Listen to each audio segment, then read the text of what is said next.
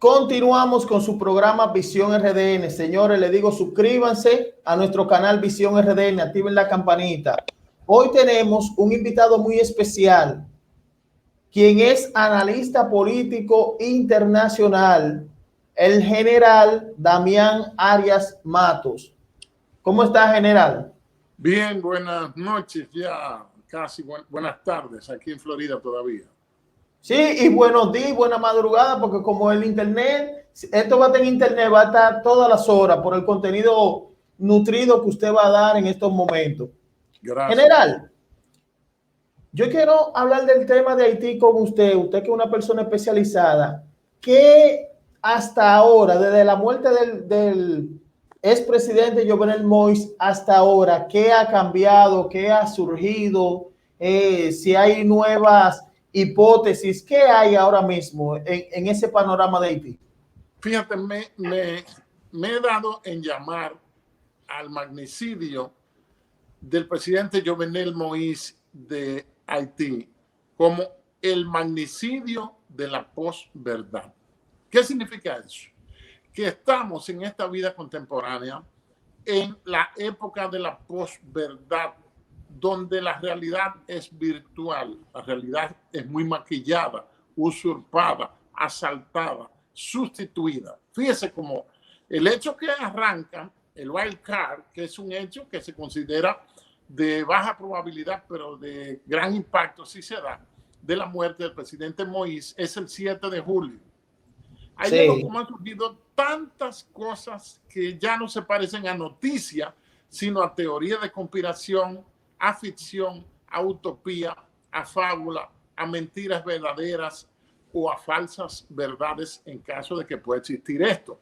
La cadena arranca con la muerte de los colombianos, si fueron los colombianos, si fueron los haitianos, la huida y el posterior apresamiento de Gerard, quien era el jefe de escolta.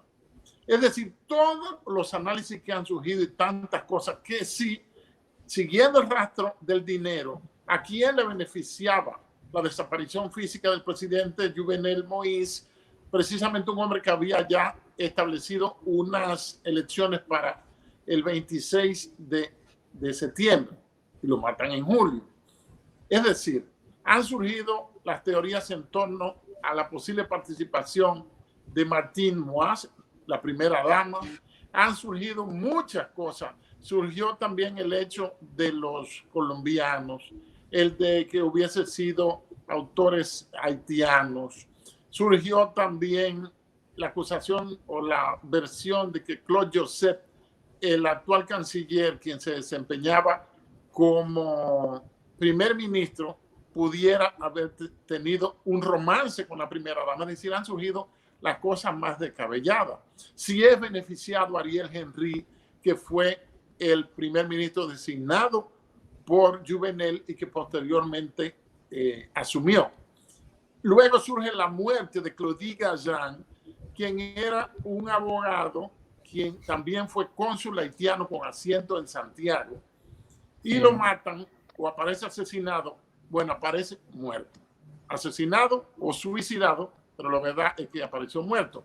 Y de eso hicimos un análisis. Y ahora la nueva circunstancia que surge es la muerte de Ernest Lafortune. ¿Quién es Ernest Lafortune? Ernest Lafortune es un abogado haitiano que trabajó en varias ocasiones en el Ministerio de Justicia. Él es era uno de los tres ayudantes fiscal, es la palabra, pero en Haití tiene otro nombre. Los otros dos son que han recibido, uno se llama Valentín y otro Joseph, que recibieron amenazas de muerte, han declarado amenazas de muerte, y según un periódico haitiano, el señor Ernest Lafortune tuvo una discusión el pasado día 11 con el juez Mateu Chanlat, un apellido que hay mucho en dominicano. Entonces, el doctor Chanlate tuvo una discusión con Ernest Lafortune. Uno se enreda a veces con tantos nombres haitianos. El pasado 11 de este mes, es decir, hace un par de días. Esta muerte que el doctor Gary Bourdieu, que es el presidente de la Cámara Baja y lo considera como un asesinato. Fíjense, aparece muerto uno de los 3 ayudantes fiscales, y contra Marcelín Valentín y contra Waki Filustin, que es el otro, declaran denuncias que han recibido amenazas de muerte, lo que indica que parece que ahí no hay que ser muy inteligente para saber que debe haber necesariamente una conexidad, un hilo entre la muerte del presidente Jovenel, la muerte posterior de Claudie Gazan, quien viaja, matan al presidente el 7 y como el 11 o el 12 él vuela a la Florida. Hay que averiguar si tenía casa en la Florida, a quién visitó en la Florida, ahí en Miami, que hay una gran comunidad haitiana.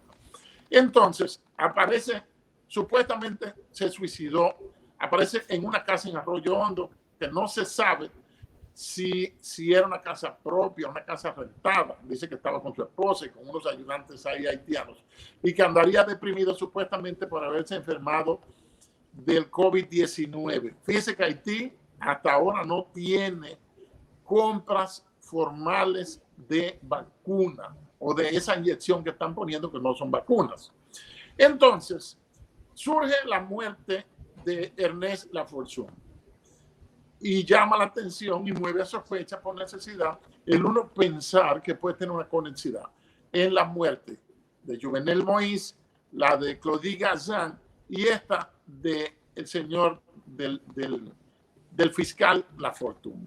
Hay que tomar en cuenta que ese fiscal Lafortune, Ernest Lafortune, que aparece muerto, estaba encargado de una investigación en cuanto a una mafia encabezada por diplomáticos haitianos, en la que él señaló al actual embajador de Haití en Estados Unidos, el señor Bochi Edmond. Bochi Edmond es otro abogado, un diplomático haitiano, que actualmente es embajador en Washington, en Estados Unidos, embajador de Haití, y él lo señaló como miembro del entramado de la investigación por unas conexiones mafiosas que tenía.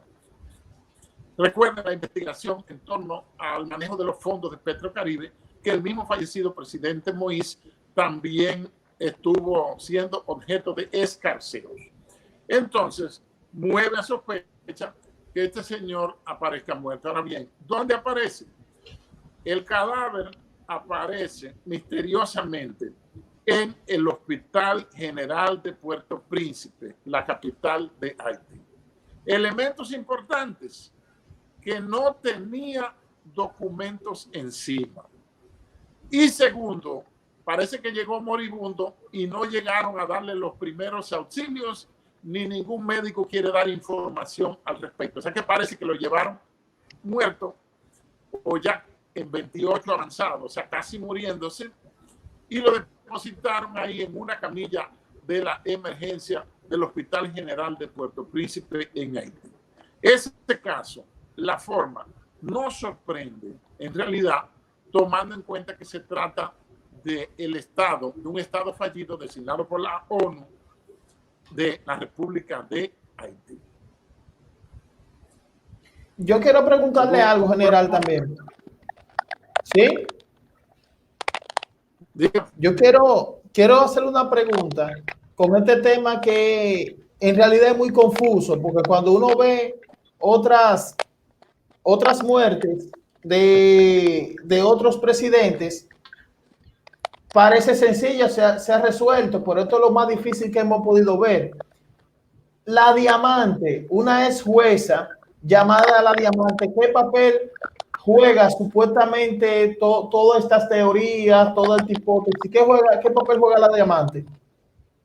Bueno, en el resumen que te hice ahorita, se me pasó a mencionar a La Diamante, que parece que es un nombre en clave para una persona, una señora en este caso, con mucho poder, supongo que económico, iba a decir político, porque en Haití no es tan trascendente ni tan importante el poderío político, sino el poderío económico.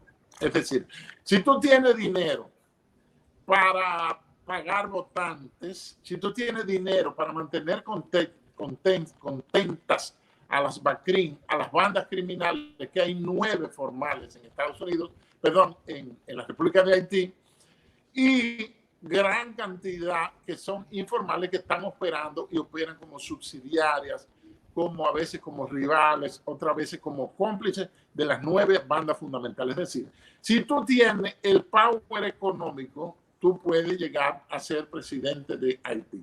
Entonces han surgido muchas consejas, han surgido muchas informaciones, muchas desinformaciones, precisamente para confundir. Entonces, lo importante es que el proceso de la crisis va avanzando. No vemos, sería demasiado aventurado uno manejar lo que puede hacer. A lo más que podemos llegar es a sugerir o a presentar o plantear algunos posibles escenarios.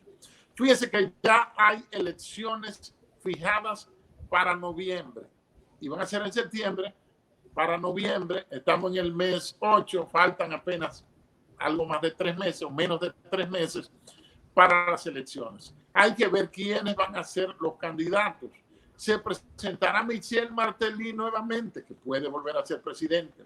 Aspirará Claude Joseph, el actual primer ministro Ariel Henry, se lanzará.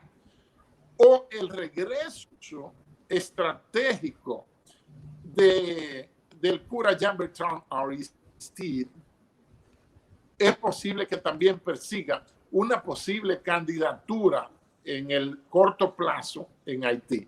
Es decir, es tan convulso el spaghetti bowl, es como una olla llena de espagueti cocido. Para analizar la realidad haitiana, hay que analizarla con los visos de la ficción o de la utopía. Si usted aplica la razón, la lógica, uno no llega a conclusiones ni siquiera medianamente felices con respecto a la realidad de la República de Haití. Esa coctelera política que está en constante ebullición, muchos intereses.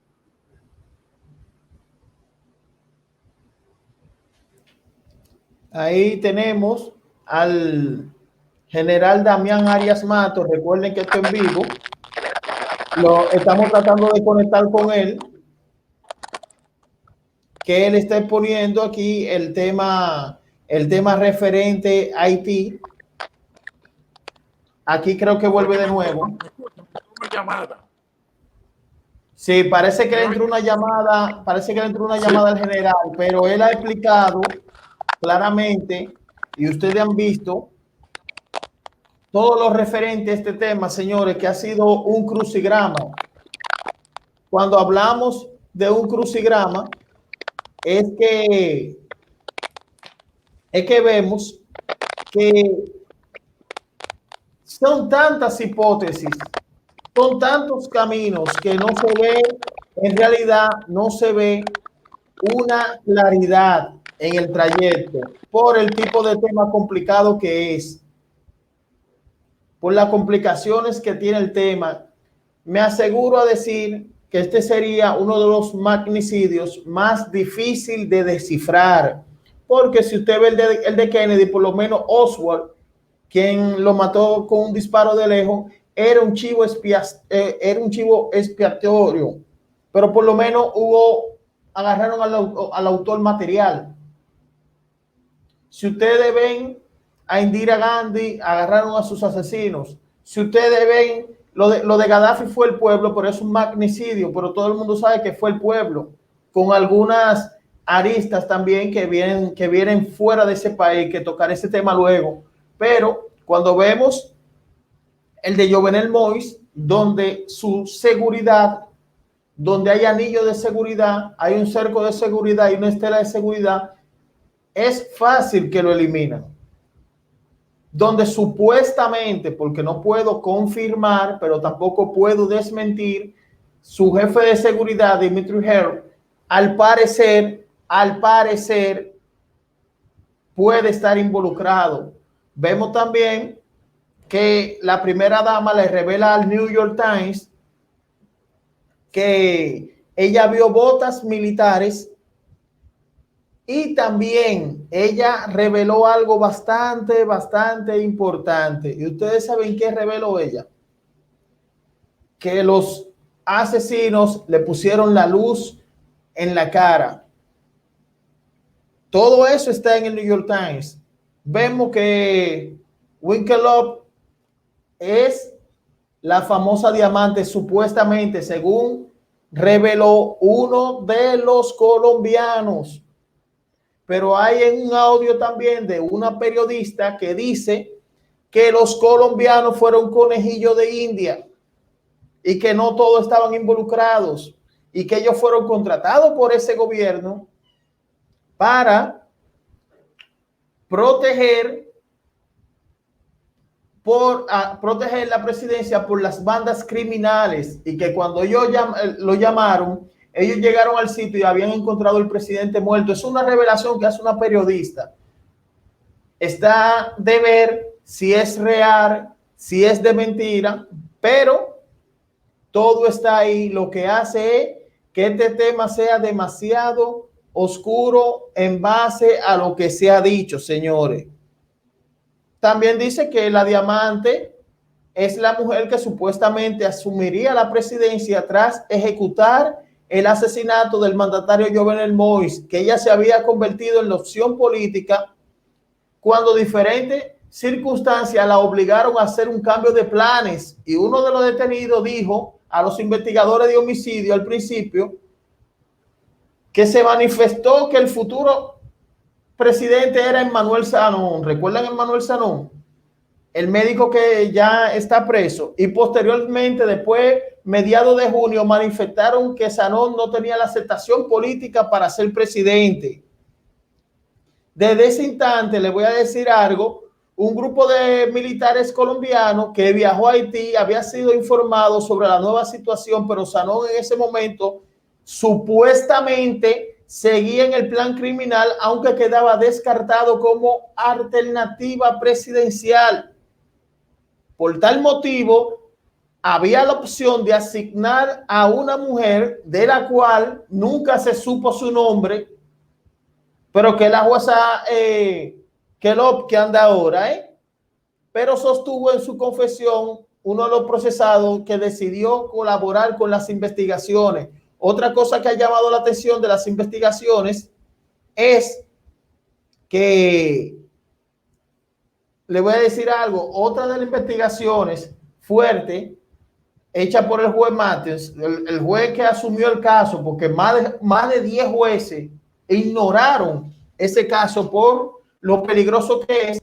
Pero le voy a decir algo bastante importante, y lo importante es que este juez asume el caso y descubre supuestamente sus investigaciones, atención, que en la casa del presidente habían 45 millones de dólares. Atención, 45 millones de dólares supuestamente. ¿Me entiende?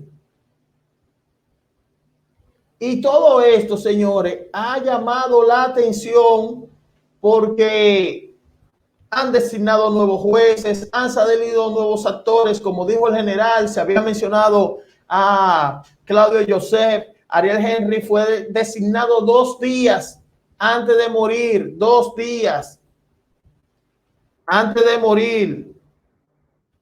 Fue designado como primer ministro en un decreto por el propio, atención, por el propio Jovenel Moïse. Y ustedes han visto que todo esto ha llamado la atención. La jueza que se menciona es Wendell Costello, quien ejercía como magistrada del Tribunal de Casación hasta el pasado mes de febrero, que había sido sustituida por el mandatario haitiano desde febrero por una supuesta conspiración y más de una veintena de partidos. Miren qué coincidencia. Este hombre,